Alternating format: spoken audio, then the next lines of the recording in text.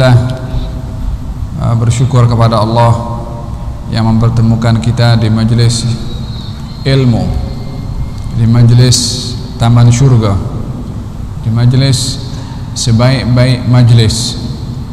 Disebabkan oleh karena seseorang itu bila mana bertambah ilmunya, akan bertambah wawasannya, akan bertambah amalnya. Moga-moga Allah Subhanahu wa taala menjadikan majlis kita pada hari ini adalah majlis yang diberkati oleh Allah, ditambahkan ilmu oleh Allah, diangkat derajat kita oleh Allah, bersempena dengan bulan mubarak, bulan Rajab Al-Asam, bulan Rajab Al-Asam atau bulan Rajab Al-Asab.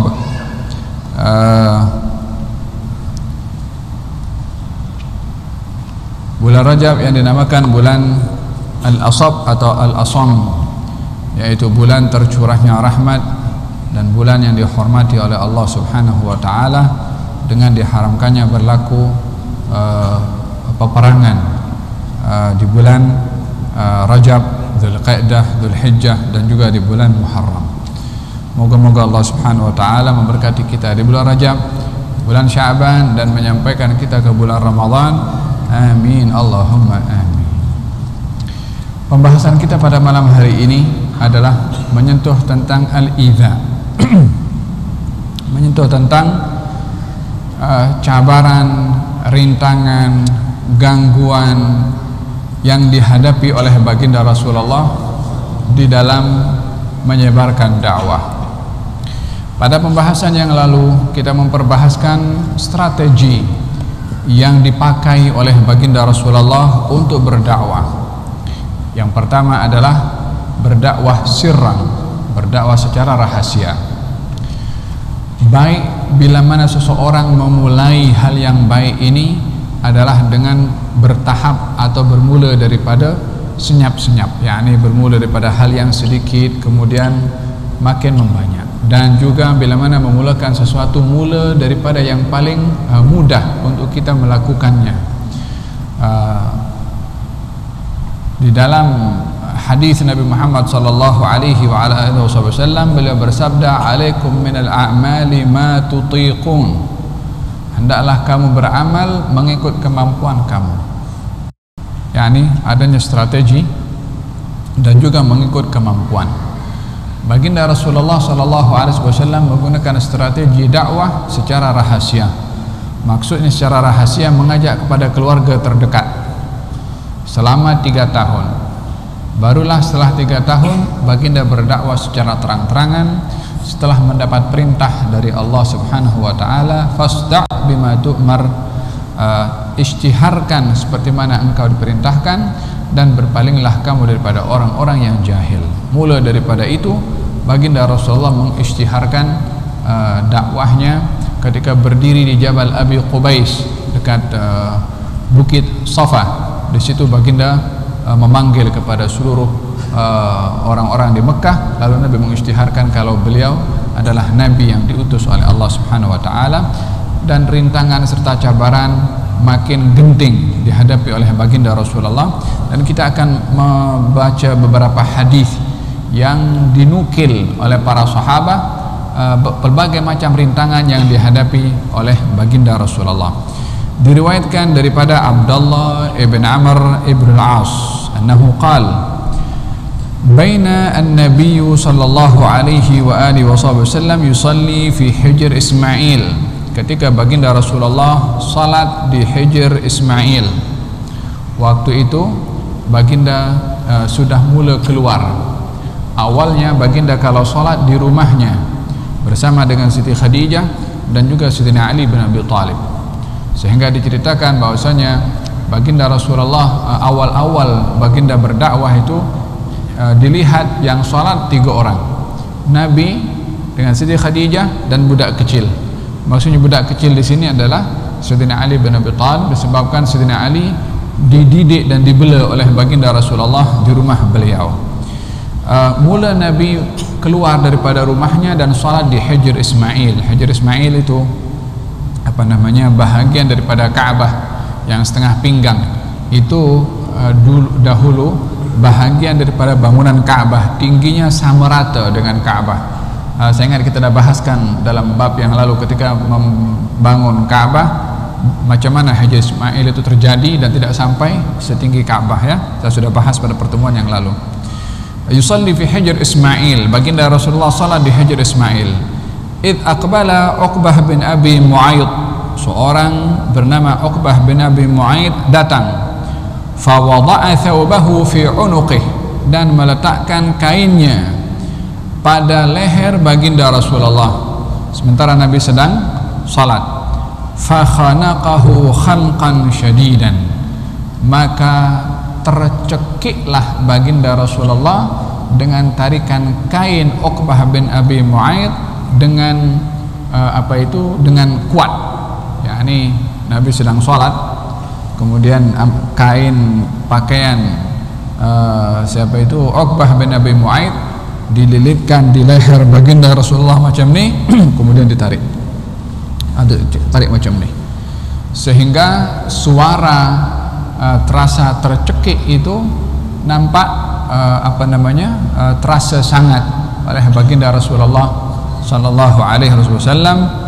Fa aqbala Abu Bakrin hatta akhadha bimankibihi, maka Abu Bakar pun datang dan mengambil bahu, yakni mengambil bahunya, menarik bahunya Uqbah bin Abi Mu'aid, wa dafa'ahu anan Nabi, dan menjauhkan dia daripada Nabi sallallahu alaihi wasallam.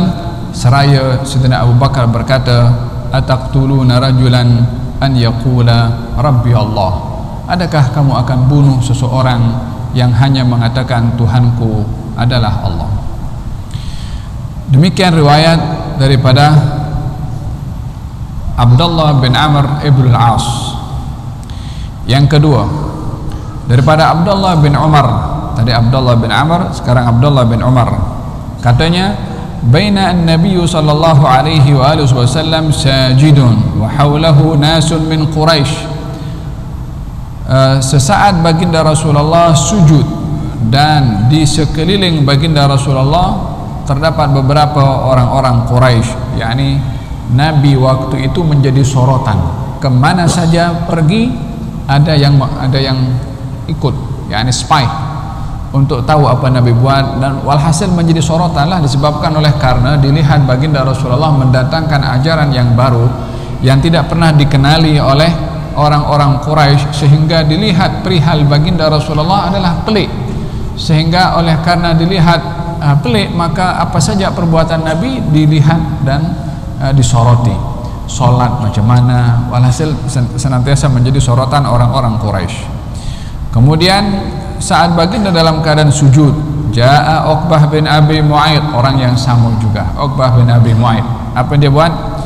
Bisala jazurin, yakni dengan kotoran binatang.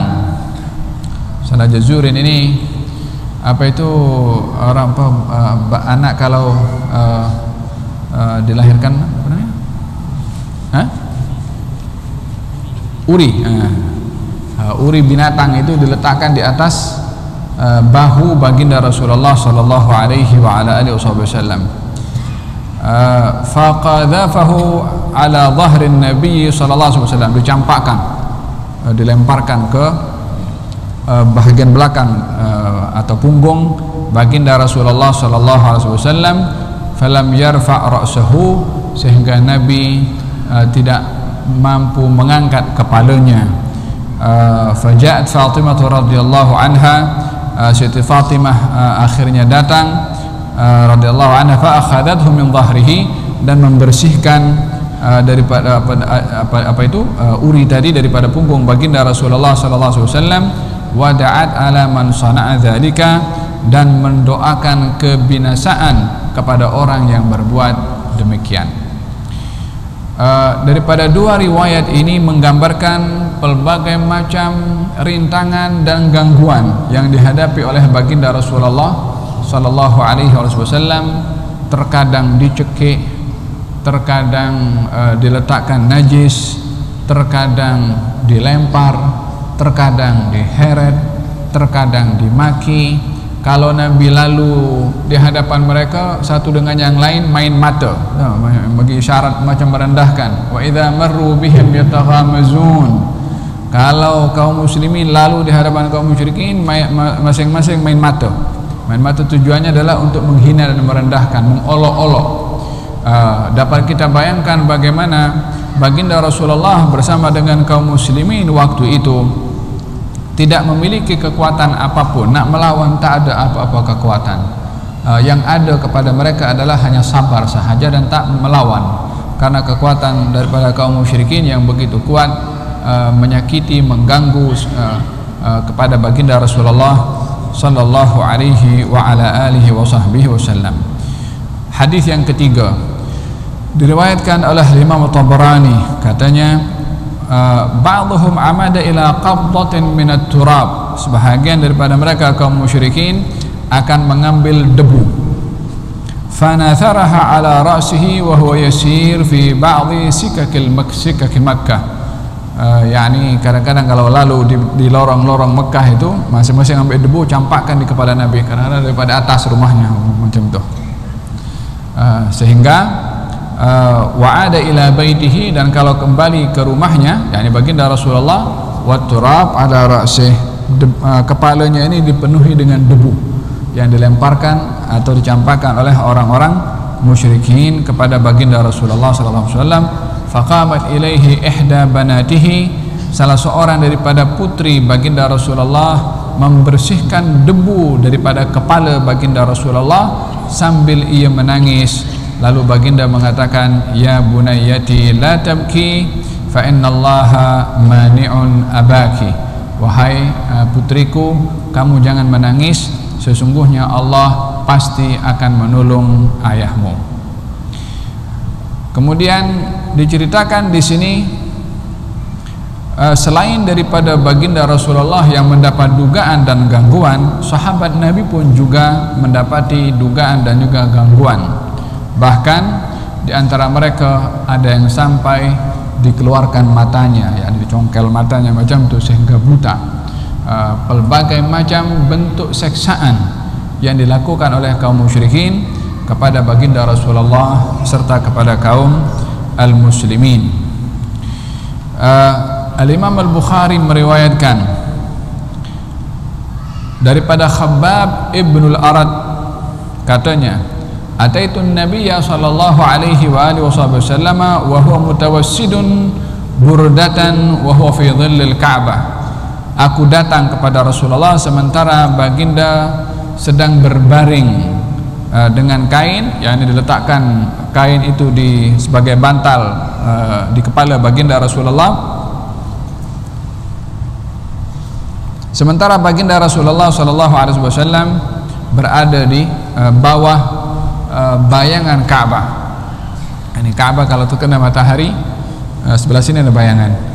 Tempat bayangan tu di situ Nabi berbaring supaya tak kena panas. Kemudian waqad laqina minal musyrikin syiddah, kami ini waktu itu sudah menghadapi pelbagai macam seksaan yang luar biasa daripada kaum musyrikin, kata Khabbab. Faqultu, maka aku berkata kepada Rasulullah, ya Rasulullah ala tad'ullaha lana, wahai Rasulullah, tidakkah engkau berdoa agar supaya Allah memberi kemenangan kepada kami, yakni menghukum kepada orang-orang yang menyakiti, mengganggu kepada kita. Faqa'ada wa huwa muhmarrul wajhi, maka Nabi segera duduk dalam keadaan wajahnya merah. Tadi berbaring, kemudian bangkit duduk dalam keadaan wajahnya merah. Faqal, beliau bersabda, laqad kana man qablakum la yumshata bimishatil hadid, orang-orang sebelum kamu itu pernah diseksa dengan disikat menggunakan sikat daripada besi, sikat rambut, tapi bukan lembut, sikat rambutnya daripada besi, tajam macam tu. Tak tahu nak bayangkan macam mana. Maduna idhamihi min lahmin au asabin, yang mana sikat yang terbuat daripada besi tajam itu bila mana digerakkan ke belakang, akan ikut daging yang ikut dan urat yang ikut, macam tu. Lebih kurang bayangkan sendirilah macam mana, min lahmin aw asabin, dengan urat sekalipun. Ma yusrifu dzalika an dinihi, walau demikian tak seorang pun daripada mereka yang keluar daripada agama. Maksudnya sabar berhadapan dengan seksaan.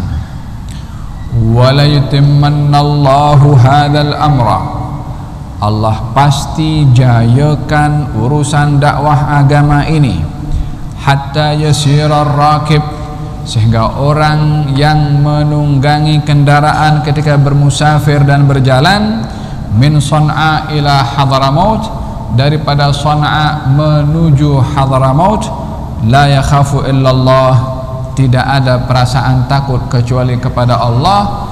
Dalam satu riwayat yang lain, wal ghanama ala dhi'bihi wa dhi'ba ala ghanamih, dan risau akan serigala yang boleh mengganggu kambingnya.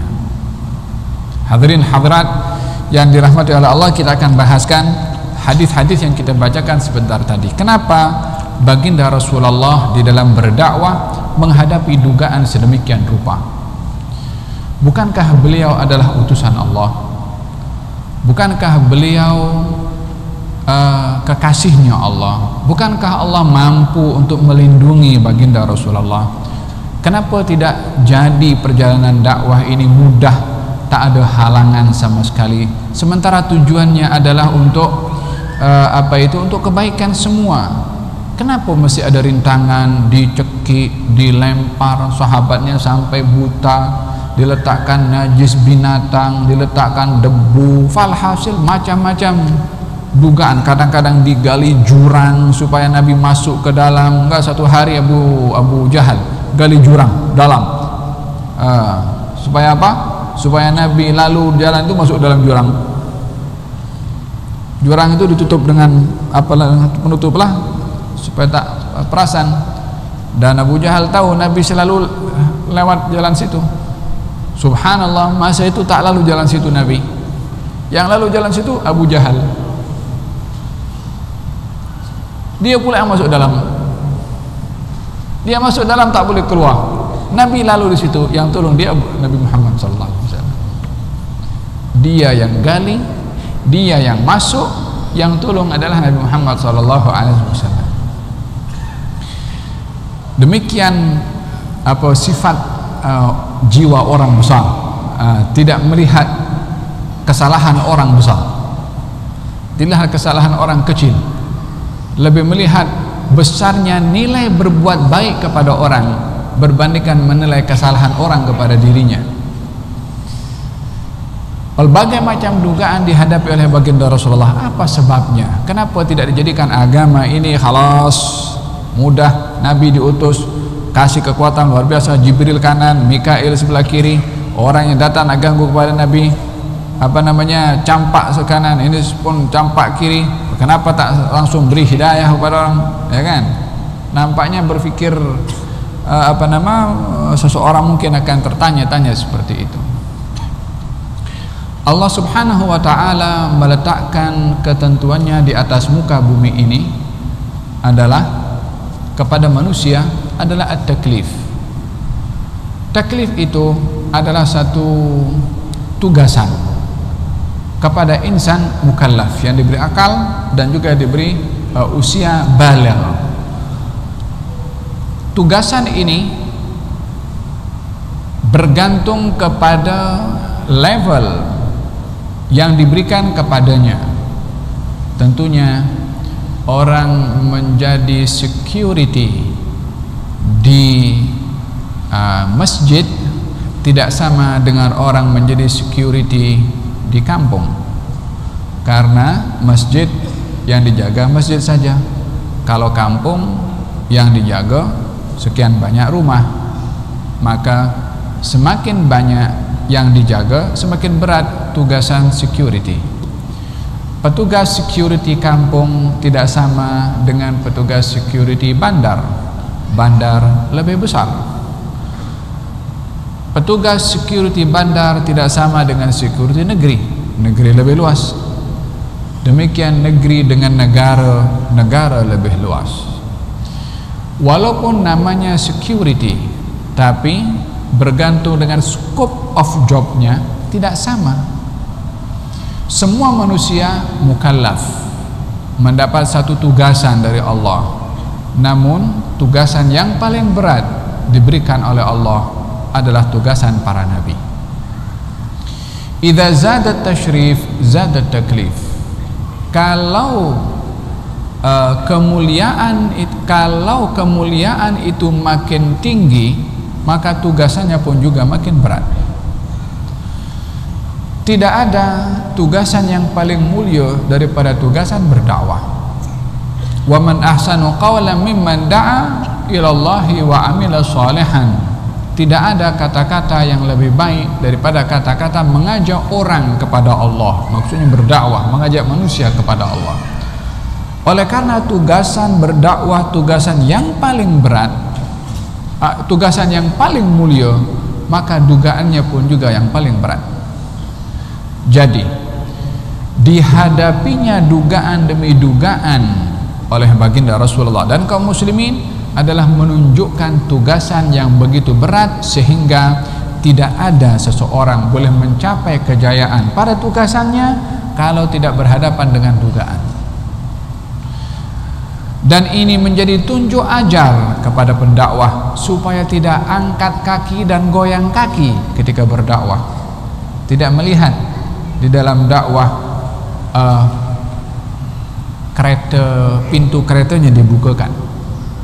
Tidak melihat di dalam dakwah kalau kita sampai orang sambut. Tidak melihat di dalam dakwah disediakan tempat kursi yang khusus, bilik yang khusus, VIP dan seumpamanya.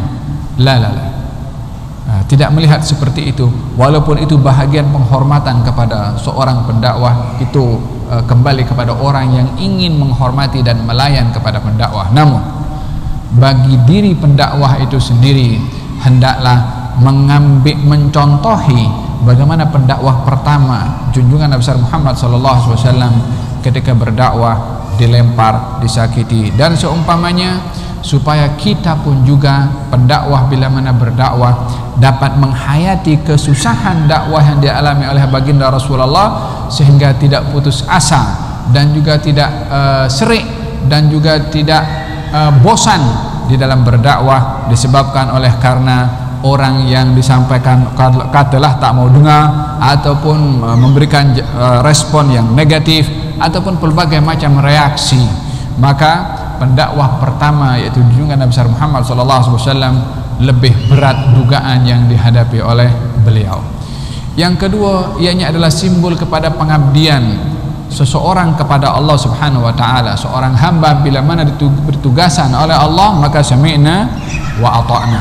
Walaupun dalam tugasan itu dia menghadapi pelbagai macam rintangan, Allah ingin menguji kepada seseorang yang diberi amanah, adakah dia ridha, adakah dia pasrah, adakah dia menerima atau dia komplain atau dia putus asa. Wa hakadha Allah menguji kepada setiap hambanya. Alif lam mim ahasiban nasu ay yaqulu amanna wa hum la yuftanun. Ahasiban nasu an yutraku an yaqulu amanna wa hum la yuftanun wa laqad fatanna alladhina min qablihim fala ya'lamanna Allahu alladhina sadaqu wa la ya'lamanna al-kadhibin. Alif lam mim. Adakah manusia menyangka cukup dengan mengatakan kami beriman lalu ditinggalkan, dibiarkan tanpa diuji oleh Allah, tanpa diduga oleh Allah? Adakah itu cara mereka berfikir? Kami Allah sudah menduga umat-umat sebelum kamu yang mengatakan beriman, diduga oleh Allah, diuji oleh Allah. Apa tujuannya? Untuk memastikan siapa di antara mereka yang betul dalam imannya ketika diuji dan siapa di antara mereka yang tipu di dalam imannya ketika diuji. Ujian, dugaan adalah testament untuk melihat siapa orang yang berjaya dan siapa orang yang tidak. Itu sekolah, kalau tidak ada exam kita tak tahu siapa yang pandai, siapa yang tak pandai. Sekolah, kalau tidak ada rumitnya soalan maka kita tak tahu siapa yang belajar dengan siapa yang tak belajar. Kalau tak ada exam, mana ada orang mungkin pergi sekolah tak bawa buku, tak perlu belajar, tak perlu pergi tuition. Tapi karena ada exam dan dilihat nilainya berapa maka semua pun berlumba-lumba. Tujuannya adalah supaya dirinya membuktikan tentang kemampuannya berhadapan dengan dugaan atau dengan exam tersebut. Iman pun juga demikian. Semakin berat iman seseorang, semakin tinggi iman seseorang, semakin besar dugaan. Maka iman yang paling tinggi adalah iman para anbiya, dugaannya pun juga paling berat golongan para anbiya dan para aulia, orang-orang yang hampir kedudukannya dengan para anbiya. Asyaddun nasi bala'an al-anbiya'u thumma al-amthal fal-amthal. Orang yang paling banyak menghadapi dugaan adalah para nabi, kemudian orang-orang yang hampir kedudukannya dengan para nabi. Semakin hampir kedudukan seorang dengan para anbiya, yaitu golongan para ulama, adalah mereka menghadapi dugaan demi dugaan, seperti mana para nabi juga berhadapan dengan dugaan. Dan dengan demikian, kenapa para nabi dalam berdakwah itu berhadapan dengan dugaan? Tujuannya adalah sunnatullah yang ditetapkan kepada setiap hambanya yang beriman untuk diduga, dan untuk membuktikan pengabdian seseorang kepada Allah Subhanahu wa taala, dan untuk menguji siapa yang sungguh-sungguh dalam iman dan siapa yang tidak. Baginda Rasulullah sallallahu alaihi wasallam ketika berhadapan dengan dugaan, Nabi sabar. Alladzina idza asabathum musibatun qalu inna lillahi wa inna ilaihi raji'un. Sabar berhadapan dengan dugaan. Tak cukup daripada itu, sahabat-sahabat Nabi pun juga sabar. Ahli keluarga Nabi pun juga sabar. Ianya berhadapan dengan bagaimana situasi rumah tangga yang dihadapi oleh Rasulullah, yang hidup senantiasa berada dalam keadaan risau disebabkan oleh karena kaum musyrikin setiap saat boleh melakukan apa saja kepada baginda Rasulullah sallallahu alaihi wasallam, sehingga tidak keluar daripada rumahnya kecuali risau ahli keluarganya balik selamat ke atau tak balik selamat, disebabkan permusuhan kaum musyrikin. Sehingga baginda Rasulullah mengatakan kepada Siti Aisyah, kepada Siti Fatimah, kau jangan risau, sesungguhnya Tuhanmu pasti akan melindungi ayahmu. Hadirin hadirat, di saat kita berhadapan dengan suasana yang genting, maka jangan lupa bahwasanya Allah ada pada saat suasana yang genting itu, supaya kita tidak lebih risau dengan keadaan suasana sehingga hilang kendali, hilang harapan kalau kita tidak mengingati akan adanya Allah bersama dengan kita. Saat berhadapan dengan sesuatu masalah, yakinilah kalau Allah bersama dengan kita, agar supaya terselamat daripada putus asa kalau kita tidak ingat kepada Allah saat kita berhadapan dengan kondisi yang berbahaya atau kondisi yang mengancam. Daripada hadis ini kita melihat Nabi disakiti, Nabi diganggu, diseksa, balik rumah anak-anaknya risau. Kata Nabi, kamu jangan risau, kamu jangan sedih, kamu jangan susah, Allah pasti tolong abahmu, Allah pasti tolong ayahmu. Demikian sabda Nabi Muhammad SAW. Di sini Nabi memberikan satu sikap menghibur kepada ahli keluarganya, walaupun yang berhadapan dengan dugaan berat adalah Nabi. Keluarganya risau. Di sini Nabi menghibur, meringankan beban keluarga. Di luar berhadapan dengan masalah, di dalam pun berhadapan dengan risaunya ahli keluarga. Di dua tempat itu Nabi hadapi. Di luar Nabi hadapi dengan sabar, di rumah Nabi dihadapi dengan menghibur kepada ahli keluarganya, menenangkan agar supaya tidak risau akan keadaan baginda Rasulullah SAW. Yang ketiga, keyakinan yang kuat ada kepada baginda Rasulullah bahwasanya seseorang bila mana berada di pihak yang benar, dia pasti akan ditemani oleh Allah Subhanahu wa taala atau Allah bersama dengannya. Selagi seseorang di pihak yang benar, hatta sesiapapun akan melakukan kejahatan. Jangan memandang besarnya kekuatan orang yang akan melakukan kejahatan kepada kita sehingga dilihat kemampuan dan kekuatannya lebih besar daripada kekuatan Allah Subhanahu wa taala. Jangan sampai kita melihat demikian. Kita lebih melihat adakah kita di pihak yang benar atau tidak. Kalau kita di pihak yang benar, maka Allah bersama dengan kita. Bukankah ketika ketika dalam peristiwa hijrah baginda Rasulullah sallallahu alaihi wasallam bersama dengan siapa? Hanya berdua saja, dengan Sayyidina Abu Bakar Siddiq. Kaum musyrikin hantar semua orang untuk cari bunuh kepada Nabi sallallahu alaihi wasallam. Sampai pergi naik pun ke gunung Thur ketika Nabi bersembunyi di situ. Allah Subhanahu wa taala berfirman dalam Al-Qur'an ketika baginda mengatakan kepada Sayyidina Abu Bakar, la tahzan innallaha ma'ana. Jangan kamu risau wahai Abu Bakar, Allah bersama dengan kita. Ma dhannuka bithnain Allahu thalithuhuma. Apa pendapatmu wahai Abu Bakar kalau ada dua orang yang ketiga adalah Allah? Adakah perlu risau? Mana orang boleh risau kalau Allah bersama dengannya? Demikian Nabi berada dalam ketenangan yang mantap walaupun berada dalam suasana yang genting. Perlu kita untuk merasa kebersamaan Allah bersama dengan kita kalau kita berada dalam keadaan susah, bila mana kita di pihak yang benar. Ya bunayyati la tabki, wahai anak perempuanku kau jangan menangis, sesungguhnya Allah pasti akan menolong ayahmu. Demikian sabda baginda Rasulullah sallallahu alaihi wasallam. Yang terakhir adalah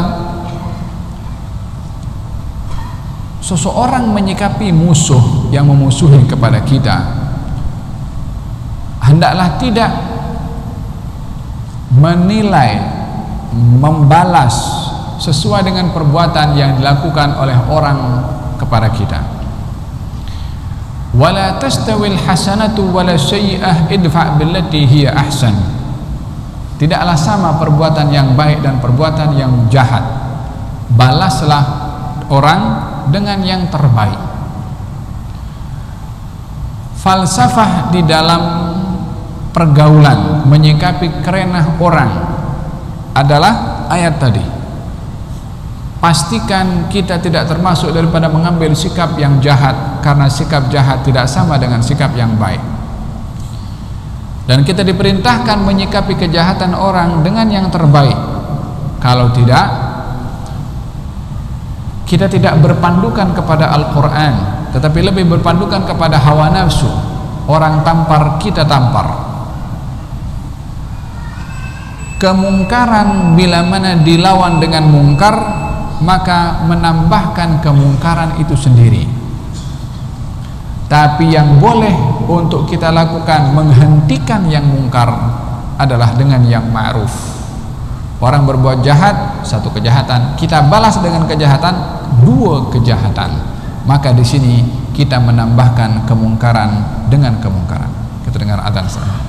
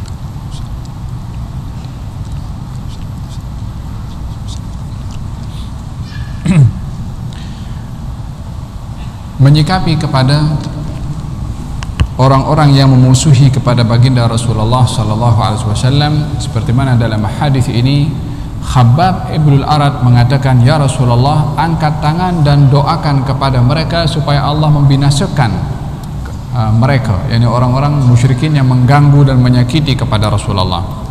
Maka Nabi bangkit dan Nabi nampak muka merah, memberitahukan kepada mereka, umat sebelum kamu yang beriman kepada Allah diseksa lebih dahsyat, lebih teruk daripada kamu, dengan diletakkan sikat daripada besi yang menyikat rambut kepala mereka sehingga terikut daging, dengan urat mereka pun juga, namun mereka tidak berganjak daripada agama. Maksudnya tabah ketika berhadapan dengan dugaan, ketika berpegang kepada agama. Ini agama pasti Allah akan sempurnakan, sehingga orang berjalan daripada Sana'a menuju ke Hadramaut. Nabi sudah sebut Sana'a dan Hadramaut, yakni daripada Sana'a, Hadramaut, dua-dua di Yaman. Tidak berjalan di laluan itu kecuali semua orang akan merasa aman. Maksudnya agama akan tersebar ke seluruh pelosok, sehingga orang musafir tidak ada yang risau, tidak ada yang merasa takut kena rompak atau kena hadang, disebabkan oleh karena makmur. Kalau kawasan itu makmur, maka kriminal tidak ada. Hatta yasira rakib min Sana'a ila Hadramaut, sehingga berjalan musafir daripada Sana'a menuju ke Hadramaut, tidak ada yang punya merasa takut kecuali hanya takut kepada Allah, ataupun kalaupun punya rasa takut, takut dengan serigala yang memakan kambingnya, tapi tidak takut dengan kejahatan manusia. Sebab apa? Sebab makmur. Demikian gambaran baginda Rasulullah, dan menunjukkan tabahnya serta sabarnya ketika berhadapan dengan dugaan daripada orang lain. Ajaban li amril mu'min, hal orang beriman ini menghairankan, kata baginda Rasulullah, menakjubkan. Kalau orang beriman diberi musibah, dia sabar, maka itu membawa kebaikan untuknya. Dan kalau diberi nikmat, dia bersyukur, itu pun juga membawa kebaikan untuknya. Dan ini tidak berlaku kecuali hanya kepada orang yang beriman, kata baginda Rasulullah, hidup di antara syukur dan juga sabar. Syukur ketika dapat nikmat, sabar ketika berhadapan dengan dugaan dan juga musibah.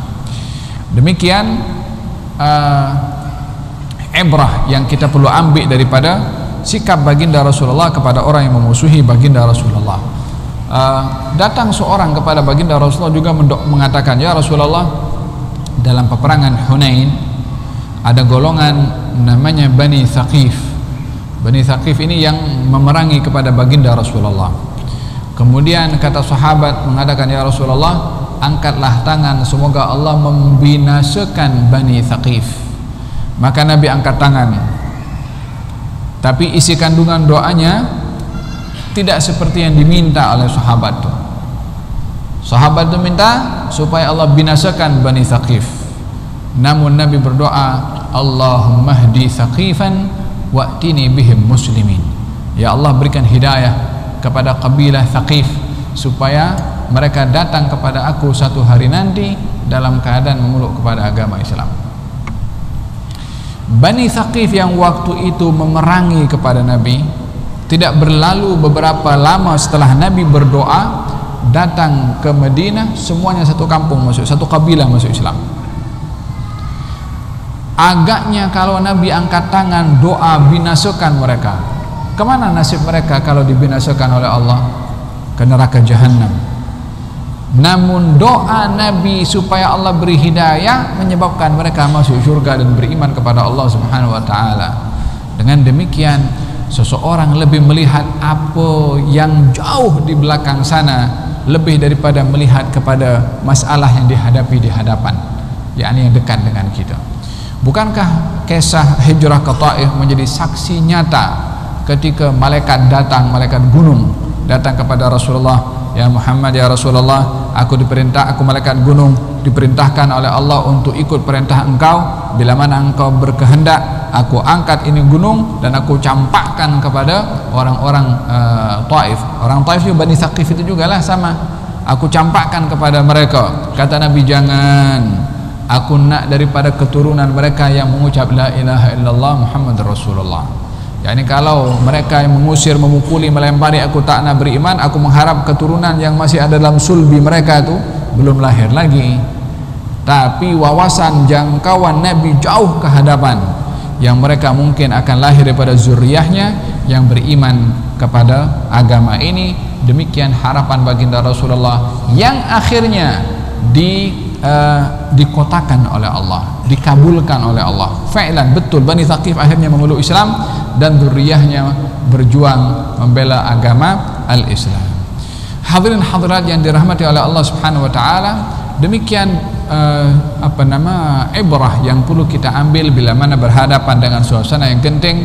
Yakinilah Allah bersama dengan kita, dan tanamlah keyakinan bahwasanya setelah kesusahan, setelah perkara yang sempit, pasti ada jalan keluar, dan keluasannya akan diberikan oleh Allah Subhanahu wa taala. Kaum musyrikin tidak cukup dengan menyakiti secara fisikal kepada baginda Rasulullah sallallahu alaihi wasallam sebagaimana dijelaskan tadi. Setelah tidak berjaya, Nabi disakiti begitu, tidak melawan, tetap juga berdakwah juga. Sahabatnya pun juga disakiti, tetap mereka sabar, walaupun ada yang sampai dibunuh para sahabat Nabi di Mekah sebab diseksa oleh kaum musyrikin. Kita semua sedia maklum Bilal ibn Rabah yang diletakkan di tengah-tengah pasir panas dan diletakkan di atasnya batu, dan hanya mengatakan ahadun ahad, ahadun ahad, yakni Allah yang Maha Esa, Allah yang Maha Esa, sampai pada akhirnya dibebaskan oleh Sayyidina Abu Bakar As-Siddiq. Ada yang dirampas hartanya, macam-macam dugaan yang dihadapi oleh kaum muslimin. Bagi baginda Rasulullah sallallahu alaihi wasallam, ketika mereka berusaha menyakiti dan ingin membunuh kepada baginda Rasulullah, mereka tidak berjaya. Apa sebabnya?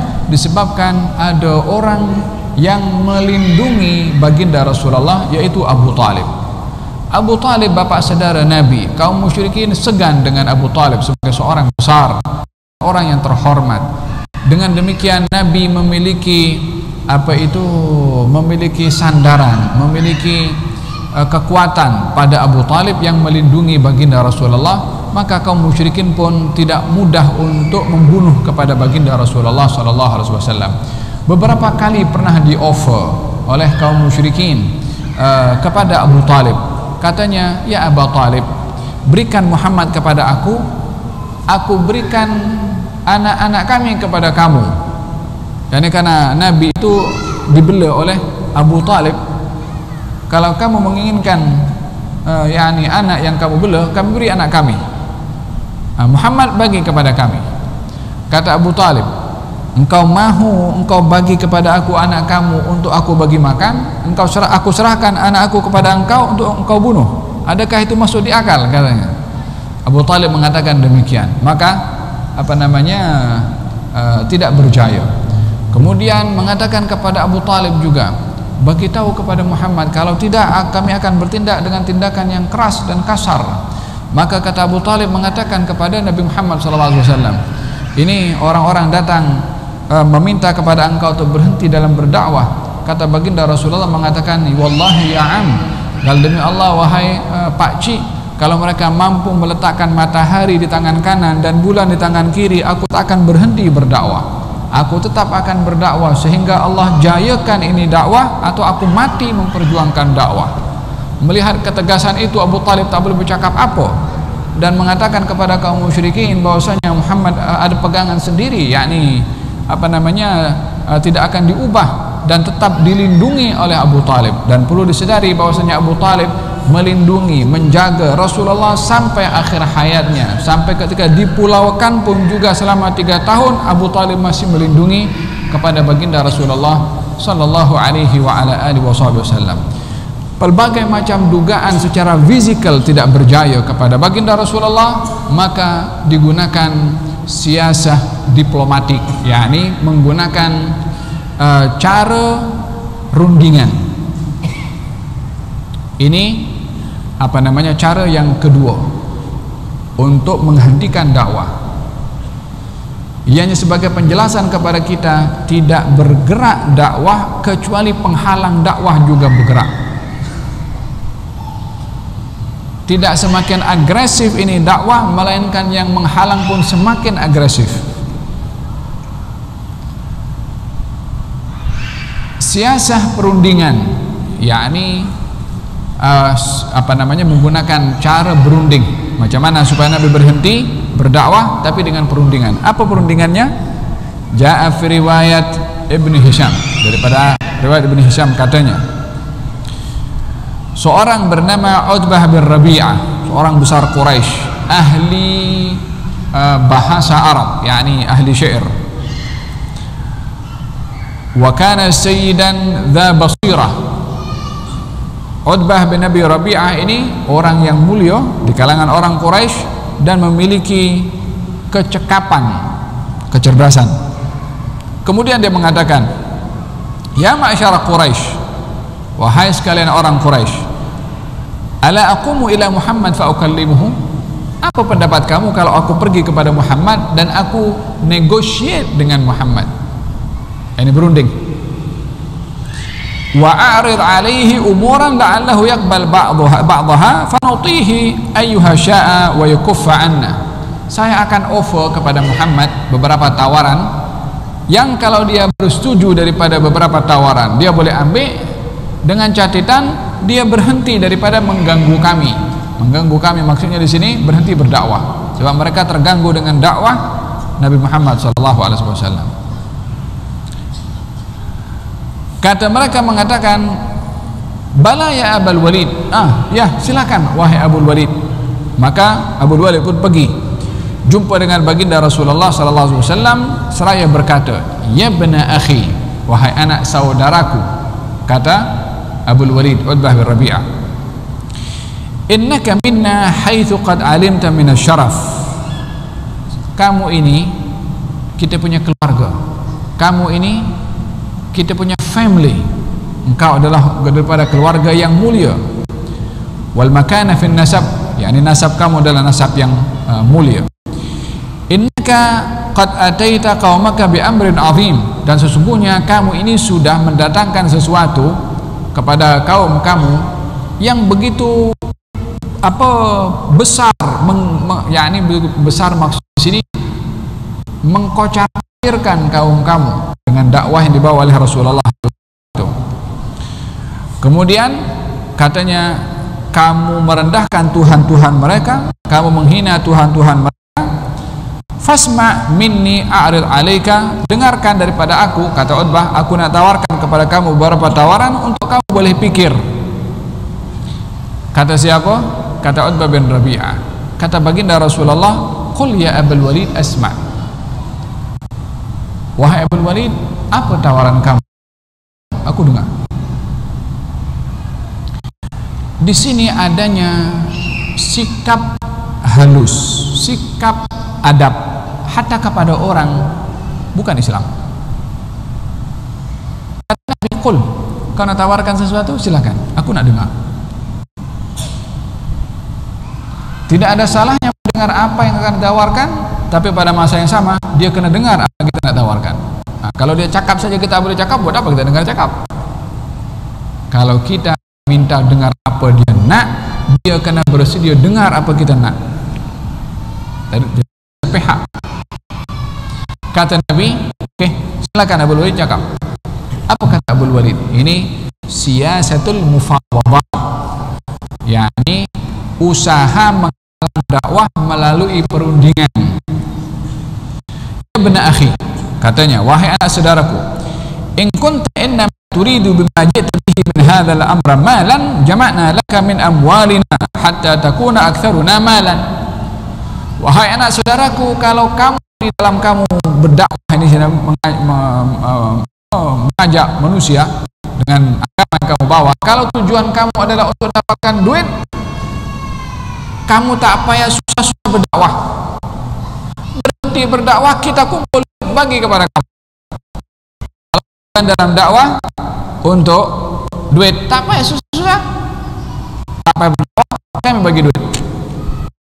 Mentalitinya mentaliti duit, sehingga mengukur orang pun juga dengan duit. Yang pertama.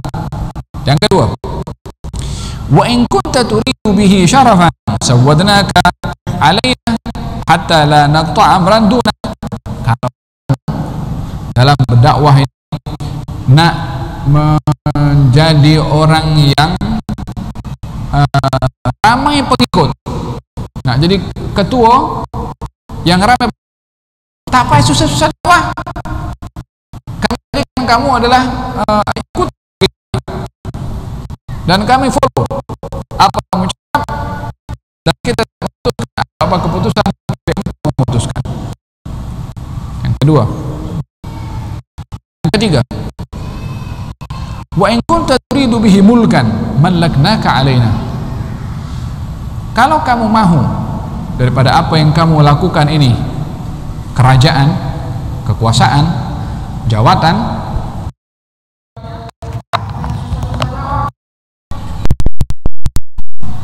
kami jadikan engkau memiliki kerajaan ini, engkau jadi ketuanya, engkau jadi pemimpinnya, engkau yang memiliki pangkat tertinggi. Ada berapa? 3. Karena 3 ini yang menjadi cabaran paling utama kepada pendakwah: duit, ramai pengikut, dan juga ingin cari pangkat. Yang keempat agak pelik sikit, karena yang berpikir orang pelik. Apa katanya? Wa in kana alladhi ya'tika ru'yan tarahu la tastati' raddahu an nafsika talabna laka at-tibba wa badalna fi amwalana hatta nubri'aka minhu.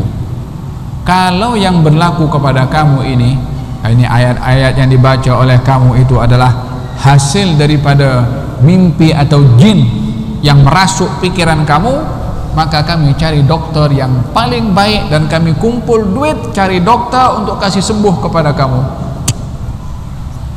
Ada berapa offer? 4. Harta pengikut atau ketua kepada pengikut atau pangkat, dan juga yang keempat adalah kalau itu adalah satu penyakit kena rasuk jin. Ini satu tawaran. Kata baginda Rasulullah mengatakan, afaragta ya Abul Walid, hai Abul Walid, engkau dah selesai bercakap? Katanya, na'am, ya, aku dah selesai. Kata Nabi, fasma' minni, sekarang giliran kamu dengar aku cakap. Dibacakan ayat Quran oleh Nabi daripada surat Fussilat. Bismillahirrahmanirrahim. Hamim. Tanzilum minar rahmanir rahim. Kitabun fussilat ayatuhu Qur'anan Arabiyyan liqaumin ya'qilun. Basyiran wa nadhiran fa'arada aktsaruhum fahum la yasma'un. Qul wa qalu qulubuna fi akinnatin mimma tad'una ilayhi wa fi adhanina waqrun wa min bainina wa bainika hijab fa'mal inna 'amilun. Ayat demi ayat dibaca oleh Nabi SAW sampai lebih kurang ayat daripada 1 sampai 6 dibacakan oleh Nabi SAW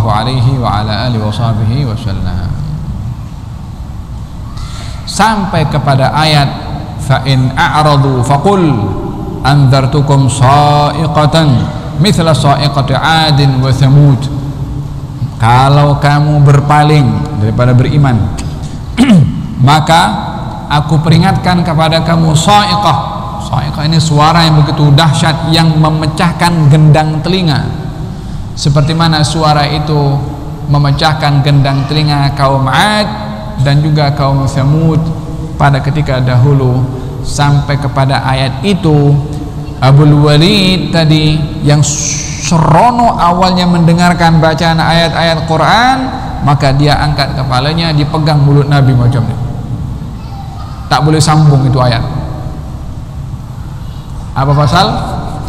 Isi kandungan ayat yang menceritakan tentang azab terasa begitu dalam di hati Abul Walid, seakan-akan azab itu sedang menuju kepadanya. Maka dia pun pegang supaya tak kena ancaman azab melalui bacaan ayat yang dibaca oleh baginda Rasulullah. Subhanallah, orang kafir pun juga ketika diperdengarkan ayat Quran boleh tersentuh dengan Al-Quranul Karim sehingga takut kena. Kita orang Islam yang diberikan Al-Quran, yang lebih utama untuk kita dapat tersentuh dengan Al-Quranul Karim. Al-Quran diturunkan untuk dapat menyentuh kita punya hati dan sanubari. Abul Walid tidak tahan mendengarkan bacaan Rasulullah, ditutup mulutnya supaya tak sambung bacaan. Keluar daripada rumah baginda Rasulullah, mukanya pucat. Tadi masuk jumpa Nabi segak, keluar daripada rumah Nabi nampak pucat. Kemudian katanya, ma wara'aka ya Abul Walid. Ini kaum musyrikin Quraisy yang tadi duduk sedang menunggu. Ini tadi mereka ini ada nadi.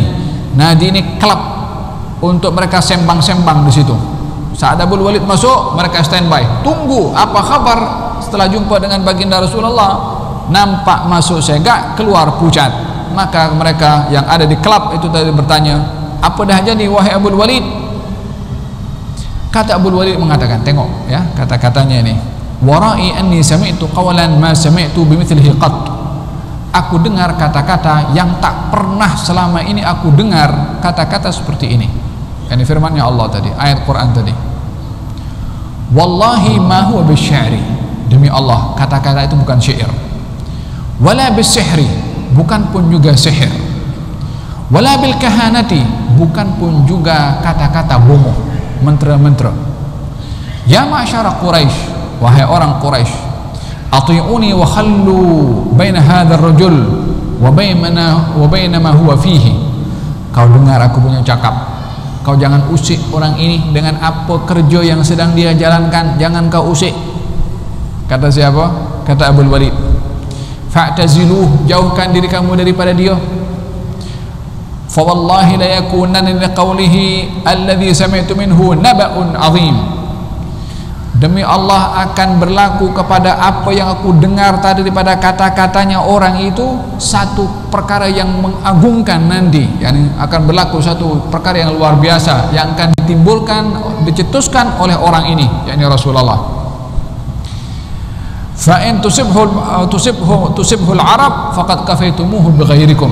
Kalau kamu dapat sokong kepada dia, maka orang ini, yakni Rasulullah, tak perlu kepada orang lain, cukup dengan kamu untuk meraih kejayaan.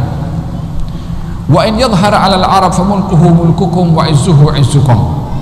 Tapi kalau kamu dengan dia membela dan berjaya, maka kejayaan kamu berada pada kejayaan dia. Yakni nak meraih kejayaan dan kemenangan, sokong dia. Kata siapa? Kata Abul Walid. Tak masuk Islam Abul Walid itu, tapi pengakuannya tentang Quran yang didengar daripada Rasulullah diakui tentang bagaimana indahnya itu Al-Quranul Karim. Kata orang-orang Quraisy, engkau pun kena sihir dengan Muhammad, katanya macam itu. Tak ada alasan lain. Dan memang benar yang berlaku. Di Mekah Nabi tidak mendapatkan sokongan. Mendapat sokongan bermula daripada belas orang daripada Madinah, bertambah lagi sampai 70 orang sampai berhijrah ke kota Madinah. Di situ terbentuk kejayaan setelah Nabi berhijrah ke kota Madinah. Lahirnya di kota Mekah, berjuangnya di kota Mekah, lamanya berkhidmat dakwah di kota Mekah, namun kejayaan ada di kota Madinah. Demikian bila mana seseorang tidak menghargai di negeri yang di situ Allah anugerahkan orang-orang yang baik dan orang-orang yang mulia, kalau tidak diambil manfaat, orang lain akan ambil manfaat. Ini satu usaha yang dilakukan oleh kaum musyrikin untuk menghentikan dakwah. Al-Imam Tabrani meriwayatkan,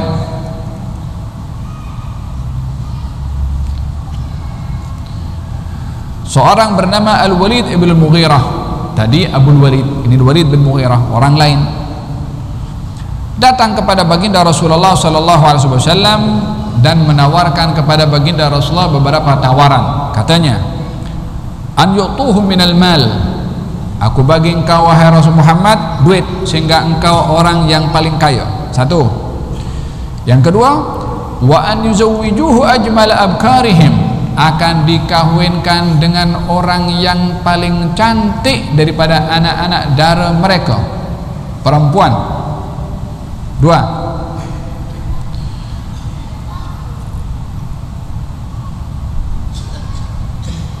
Ya, dua ditawarkan oleh Abul Walid atau Al-Walid ibn Mughirah, duit dan juga perempuan. Ma turikat ba'di fitnatun asyaddu 'ala rijali minan nisa, kata Nabi, tidak ada fitnah yang paling berbahaya terhadap umatku yang laki-laki yang lebih berbahaya daripada fitnah perempuan. Berbandingkan harta dan perempuan, perempuan lebih tinggi dugaannya kepada laki-laki. Maturikan ba'di fitnatun asyaddu 'ala rijali minan nisa.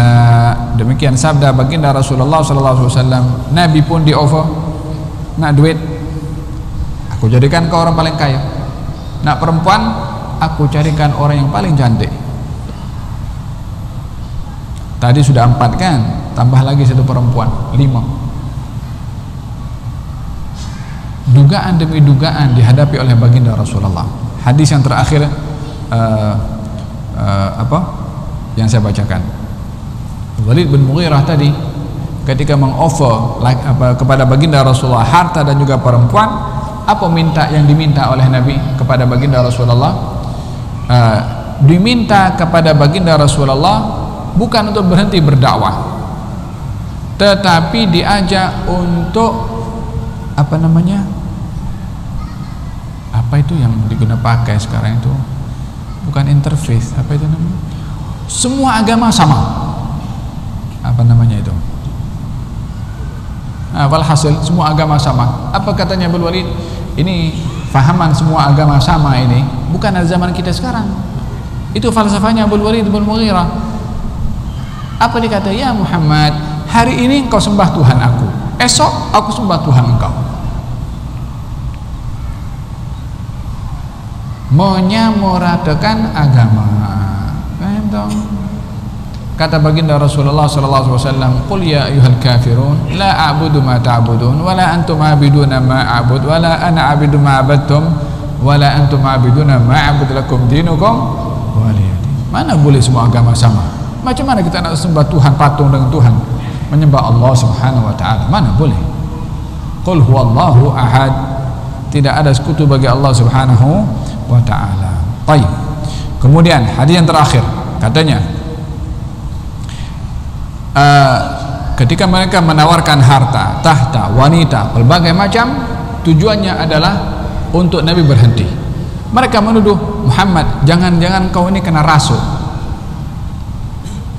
Kemudian Nabi menjawab kepada mereka, apa katanya? Faqala lahum Rasulullah, Nabi berkata kepada mereka, ma bima taqulun, saya ini tidak seperti apa yang kamu kata.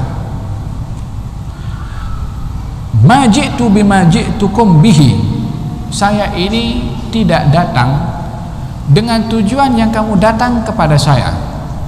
yakni kamu datang kepada saya tawarkan duit, perempuan dan macam-macam. Saya ini datang bukan nak duit kamu.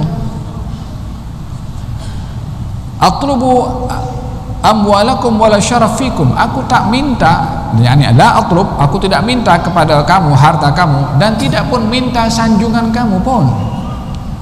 Bukan harta yang aku mahu, bukan tahta yang aku mahu, walal mulka alaikum, dan aku tidak menginginkan kerajaan untuk aku memimpin kepada kamu, yakni ke kerajaan kecil seperti itu, bukan itu aku inginkan. Walakin yang aku inginkan daripada kamu adalah Allahu ba'athani ilaikum rasulan, saya ini diutus oleh Allah kepada kamu. Wa unzila alayya kitab wa anzala alayya kitaban, dan Allah menurunkan kepada saya kitab. Wa amarani an akuna basyiran wa nadhira, dan Allah suruh saya menyampaikan kepada kamu hal yang menggembirakan dan juga peringatan. Gembirakan orang yang taat beriman dengan surga, orang yang ingkar bermaksiat akan mendapatkan neraka. Faballaghtukum risalata rabbi, aku ini hanya menyampaikan risalah, message dari Allah Subhanahu wa taala kepada kamu. Wa nasahtu lakum, dan yang aku punya keinginan adalah hanya menasihati saja kepada kamu. Fa in taqbalu minni, kalau kamu mau terima nasihat aku, majitukum bihi, apa yang aku sampaikan kepada kamu, fahuwa haddukum fid dunya wal akhirah, kalau kamu terima, kamu yang untung di dunia dan di akhirat. Bukan duit aku nak, bukan sanjungan aku nak, bukan kedudukan aku nak, bukan kerajaan aku nak, bukan pangkat aku nak, bukan gila yang kau tuduh kepada aku. Tak ada semua. Aku nak engkau ucap la ilaha illallah Muhammad Rasulullah, itu je. Tengok bagaimana nilai la ilaha illallah Muhammad Rasulullah itu kaum musyrikin korbankan segalanya, harta, tahta, wanita, semua akan dikasih kepada Nabi. Tujuannya agar supaya Nabi tidak mengajar la ilaha illallah Muhammad Rasulullah. Kalau begitu, la ilaha illallah Muhammad Rasulullah bukan sembarang kalimat. Kalau itu sekedar kalimat diucap saja di mulut, untuk apa susah payah kaum musyrikin tawarkan harta, wanita, semua untuk Nabi SAW? Karena kalimat itu berat dan mempunyai implikasi yang besar. Oleh sebab itu kaum musyrikin tidak mahu membiarkan kalimat itu tersebar. Faham tom? Wa in tarudduhu alayya, kalau kamu tak mau terima, kalau kamu terima, kamu yang untung dunia dan akhirat. Kalau kamu tak mau terima, asbir, saya sabar, li amrillahi, atas urusan dan ketentuannya Allah Subhanahu wa taala, hatta yahkumallahu baini wa bainakum, sehingga Allah nanti putuskan hukumannya untuk aku dan untuk kamu. Apa nasibnya nanti Allah akan tentukan. Adapun aku, yakni Rasulullah, hanya rasul untuk menyampaikan saja. Kamu terima, kamu yang untung, kamu tolak, ya tengok nanti nasib macam mana.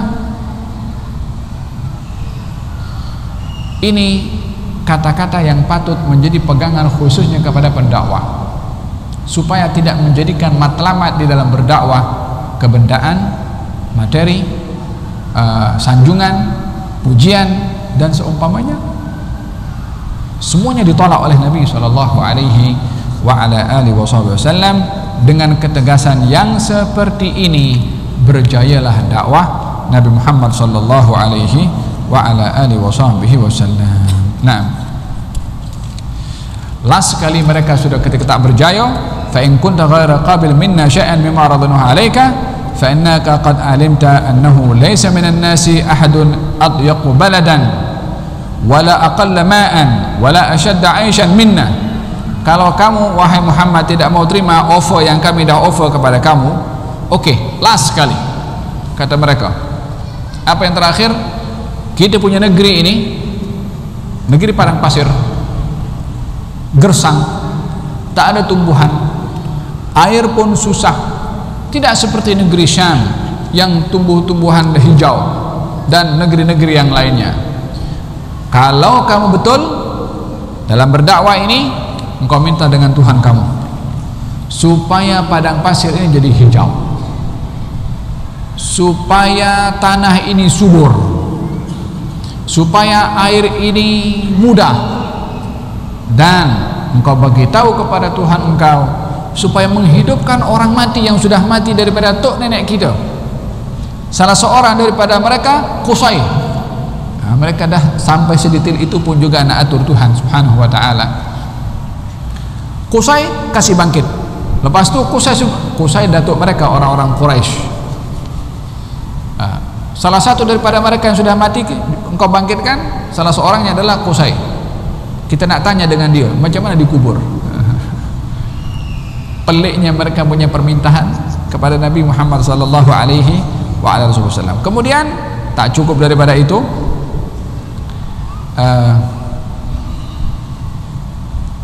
minta kepada Tuhan kamu supaya kawasan kita ini penuh dengan kebun yang mengalir sungai, dan ada istana-istana yang terbuat dan simpanan-simpanan kekayaan, harta emas dan juga perak.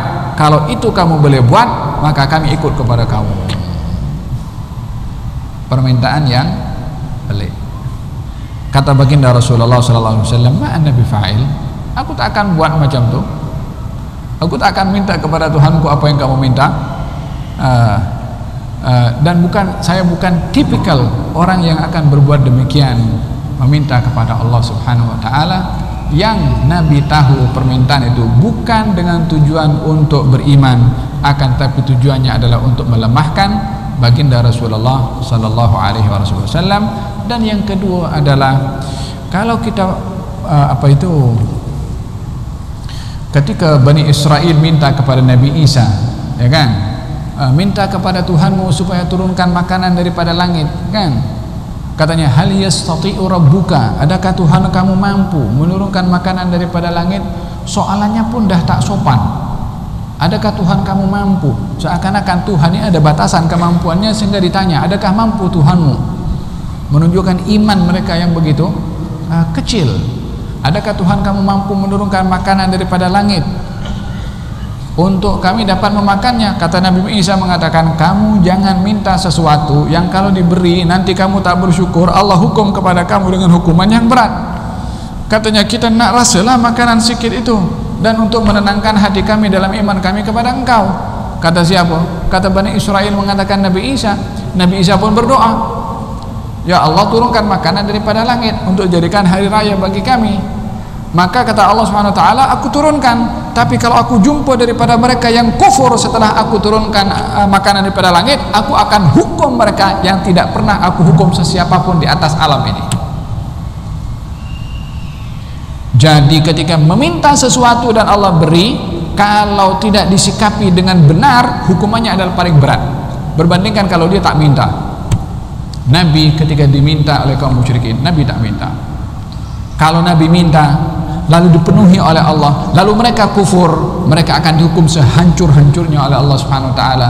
Nabi tidak suka hal itu terjadi kepada mereka, mengharapkan mereka tetap mendapatkan hidayah daripada dakwah Nabi Muhammad sallallahu alaihi wa ala alihi wasallam. Faham tak? Hadirin hadirat yang dirahmati oleh Allah Subhanahu wa taala, demikian beberapa hadis yang saya bacakan berkenaan dengan dugaan rintangan yang dihadapi oleh baginda Rasulullah sallallahu alaihi wasallam.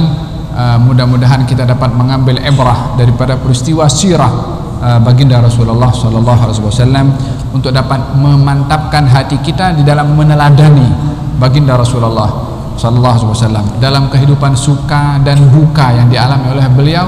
Mudah-mudahan Allah anugerahkan kepada kita pengajaran untuk kita dapat menghayati setiap gerak-gerik Nabi Muhammad berhadapan dengan berbagai macam situasi dan kondisi.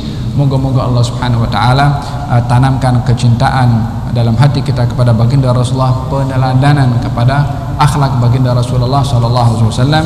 Amin Allahumma amin. Dan moga-moga Allah Subhanahu wa taala berkati semua yang hadir di sini, berkati muslimin dan muslimat, khususnya di bulan Rajab ini disampaikan oleh Allah kepada bulan Sya'ban dan bulan Ramadan, insyaallah diberikan panjang umur, sehat wal afiah, dapat menunaikan ibadah puasa dengan sempurna insyaallah. Ahli keluarga kita pun demikian, dan sahabat kita pun juga insyaallah. Dan mudah-mudahan Allah Subhanahu wa taala berkati negeri Melaka ini insyaallah, menjadi negeri yang makmur, yang subur insyaallah. Diberikan oleh Allah Subhanahu wa taala kemudahan dan diangkat daripada segala kesusahan insyaallah. Kemarau yang sedang berlalu agak panjang, mudah-mudahan Allah Subhanahu wa taala turunkan hujan insyaallah, dan air mudah diberikan oleh Allah Subhanahu wa taala. Wahai Zat yang maha menurunkan hujan dan mengeluarkan air, ya Allah, turunkanlah hujan yang membasahi tanaman untuk bertasbih dan berzikir kepada Engkau, sehingga dapat dinikmati oleh makhluk-makhlukmu daripada binatang dan juga daripada manusia yang mengambil manfaat daripada rezeki yang Kau turunkan ya Rabbal Alamin, ya Rabbal Alamin, ya Rabbal Alamin. Wa sallallahu ala sayyidina Muhammadin wa ala alihi wa sahbihi wasallam. Alhamdulillahi Rabbil Alamin. Bisirril Fatihah.